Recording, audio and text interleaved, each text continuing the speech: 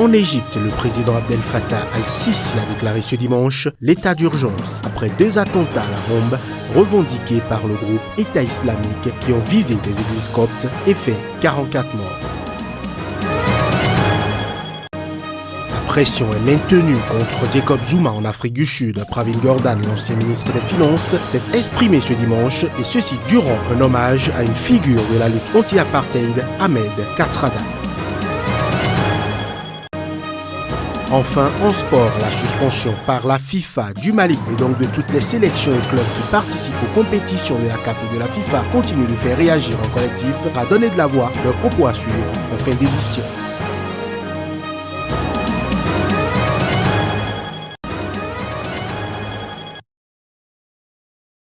Dans les 3 semaines à venir en Algérie, les 1200 candidats en lice pour les 462 sièges de députés à l'Assemblée populaire nationale vont devoir convaincre les 23 millions d'électeurs à leur accorder le suffrage. Dimanche, la campagne a pris son envol, mais les électeurs, eux, se montrent à peine intéressés. Mis à part que ce soit, quand on voit des affiches partout, ça ne me dit absolument rien. En fait, ça n'a rien changé à notre vie et ça ne change. Je pense que ça ne changera jamais.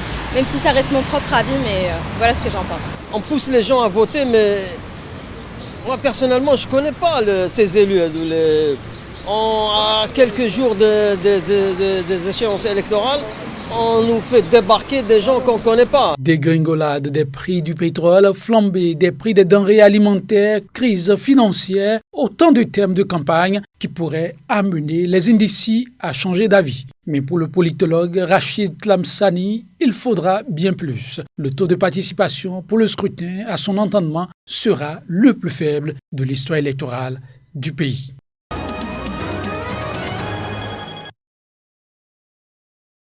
L'Égypte a essuyé dimanche 2 attentats à la bombe. Suite à cette œuvre du groupe État islamique visant des églises coptes et ayant causé 44 morts, le président égyptien a déclaré l'état d'urgence en Égypte, une mesure qui doit encore être approuvée par le Parlement.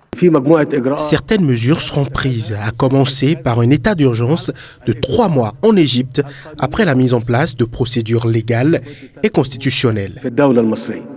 L'attentat d'Alexandrie a été perpétré par un kamikaze équipé d'une ceinture explosive et a fait 17 morts et 48 blessés.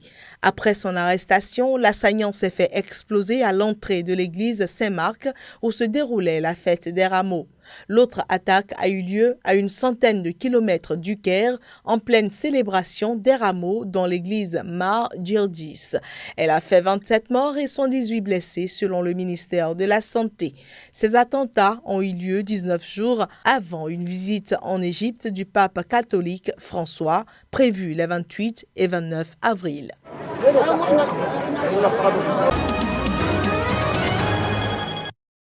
En pleine rue d'Alexandrie, une opération spontanée de don de sang. L'initiative est consécutive à l'attentat perpétré contre l'église copte Saint-Marc en pleine commémoration de la fête des rameaux. 17 personnes ont péri. Cette attaque contre la minorité copte intervient 4 mois après un attentat suicide spectaculaire revendiqué par l'EI contre l'église Saint-Pierre et Saint-Paul du Caire. 29 personnes avaient été tuées. Les Coptes orthodoxes d'Égypte sont la communauté chrétienne la plus nombreuse du Moyen-Orient et l'une des plus anciennes. Ils représentent 10% des 92 millions d'Égyptiens. Ils se disent victimes de discrimination dans tout le pays de la part et des autorités et de la majorité musulmane. L'attentat en cause a été revendiqué par le groupe État islamique. En décembre 2016, l'attaque du Caire avait relancé les appels à durcir la lutte contre la mouvance djihadiste en Égypte, en particulier dans le Sinaï où elle a mené une série d'attaques sanglantes contre les forces de sécurité. Désormais, il est question de prendre plus au sérieux le danger que constitue ce mouvement. L'attentat d'Alexandrie intervient 19 jours avant une visite en Égypte du pape catholique François, visite prévue du 28 au 29 avril. Au Madagascar, le secteur de l'éducation va connaître des bouleversements importants. Le ministère de l'Éducation malgache l'a annoncé le 8 avril. 511 écoles privées sont menacées de fermeture. Les équipes du ministère ont procédé à plusieurs descentes dans des écoles la semaine dernière, une action qui continue cette semaine. Absence d'autorisation d'ouverture, salles de classe délabrées, professeurs n'ayant pas les diplômes requis. Ce sont là quelques-unes des raisons des prochaines fermetures. La directrice de l'Office national de l'enseignement privé a indiqué que les écoles épinglées ont jusqu'à la fin de l'année scolaire pour se régulariser. Dans le cas contraire, elles seront contraintes de fermer. Pour tenir informés les parents d'élèves, la liste des quelques 510 écoles concernées dans tout le pays sera affichée dans chaque quartier. Depuis le mois de janvier au Madagascar, une nouvelle loi contrôle plus strictement les écoles privées. Les professeurs doivent posséder le niveau baccalauréat et un certificat d'aptitude pédagogique pour pouvoir enseigner.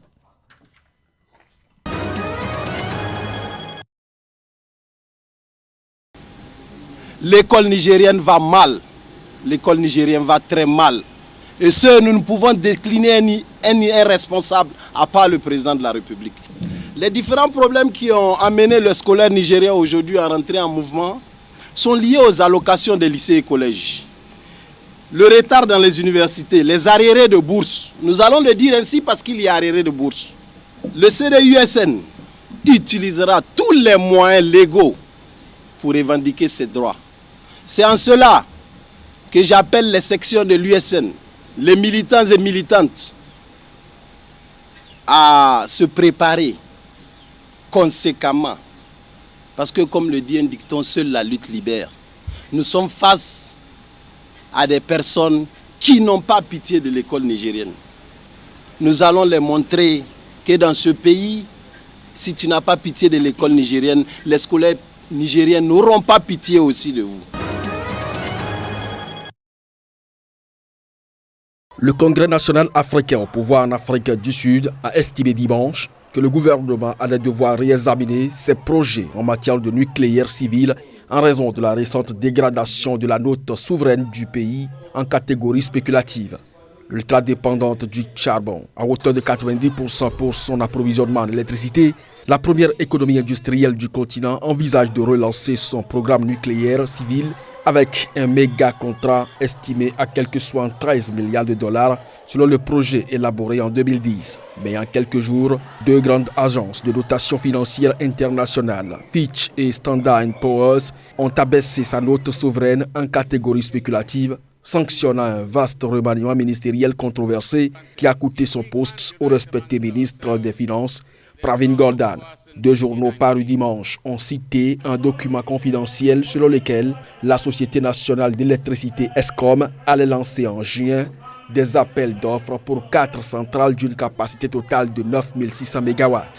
Le candidat retenu sera nommé en mars 2018 selon City Press et le Sunday Times. L'Afrique du Sud est le seul pays du continent doté d'une capacité nucléaire civile avec 2 réacteurs en service depuis une trentaine d'années.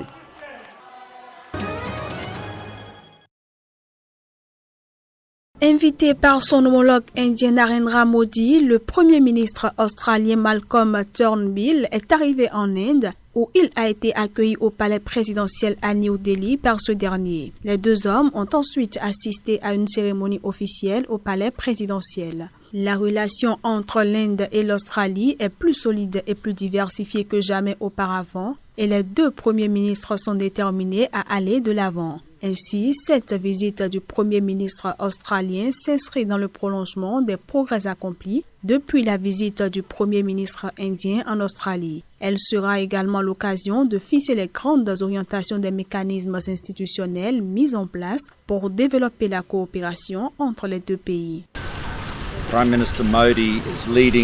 Le Premier ministre Modi est en train de conduire cette nation remarquable sur la voie de la croissance et du développement. Les accomplissements de l'Inde suscitent l'admiration du monde entier. Nous autres, en Australie, souhaitons travailler ensemble de façon encore plus rapprochée que dans le passé. more closely than we have done in the past. Un grand nombre d'accords et de protocoles d'entente seront signés dans les domaines de la sécurité, de l'environnement, des sports, des sciences, des technologies, de la santé. Les discussions porteront aussi sur la coopération en matière d'énergie renouvelable, de charbon épuré et de biocombustibles.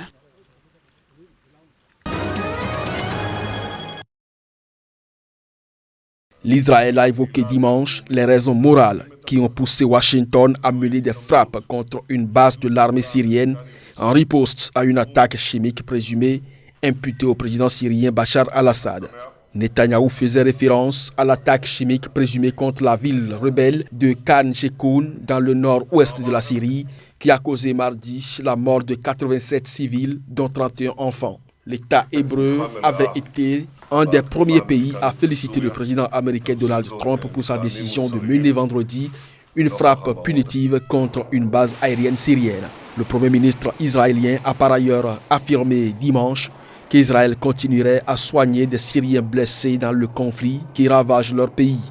Israël a traité plus de 3000 blessés en provenance de Syrie depuis le début du conflit en 2011, selon les chiffres de l'armée israélienne. Les relations entre les deux pays, qui restent officiellement en état de guerre, sont d'autant plus tendues que le régime syrien est soutenu dans sa bataille contre les rebelles par le Hezbollah libanais et l'Iran, deux grands ennemis.